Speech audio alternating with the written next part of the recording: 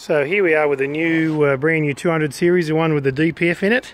This one has got a clean tailpipe, which is nice. We're just going to have a bit of a talk about the intercoolers and the ducting that gets the air from the front. So they've got a big intercooler, as you can see, under the bonnet, but they don't have a bonnet scoop. And what they rely on is down here is actually, you can see daylight through these scoops.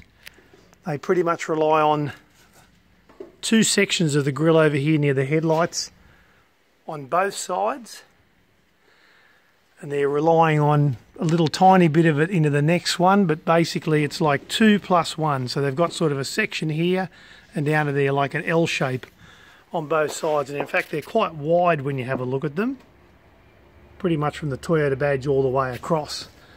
What it does is it brings it up through here. We'll just go to the side so you get a bit of a profile side, come around here, and then it goes up and it mates up into the bonnet.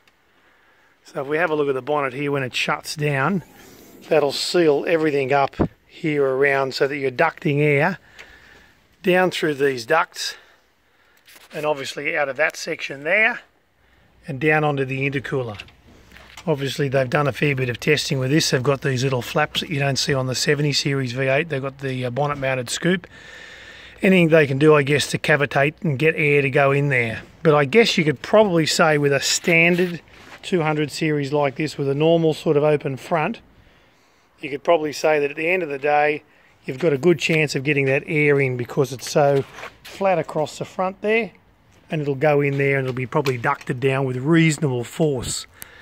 But what we're seeing, of course, with the 70 series V8s is by the time you get bull bars and everything on them, that bonnet scoop that they've got a hole for ends up getting blocked, with the 200 still sort of up the front. But go back on our Facebook and have a look. We have got pictures of those ones with those really big tube bars that go straight across the front here, and they block that. And I think that that's a big mistake, and we're finding again when we've done testing, heat soak happening in the intercooler. And when heat soak happens on these intercoolers, the ECU turns the fuel back for safety. Probably not even really safety, but it is safety, I guess. But it just cuts it back because it says, nah, a little bit hot. We don't want it to be as rich, let's cut the fuel back. And what happens when you cut fuel back in a diesel? You end up dropping your power. So that's what ends up happening with a lot of top-mounted coolers in these electronic diesels, because they have temperature sensors, and this one we can't really see, but it's hidden right up the back there, plugged into the rear of the core, which is the outlet side. So these are great when they're all standard, but be very, very careful when you're fitting accessories. Oh, there I am in the reflection, hello.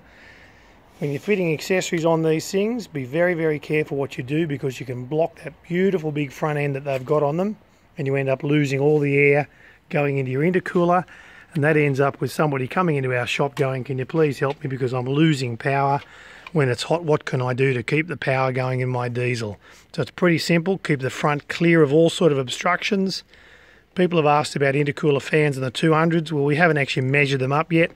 Looks like there's clearance, but probably I guess you've got to question whether you really need it. But I guess if you've got a big tube bar running across the front here, well, then I guess that's going to be a bit of a problem, and maybe again lack of airflow, you end up with a hot intercooler.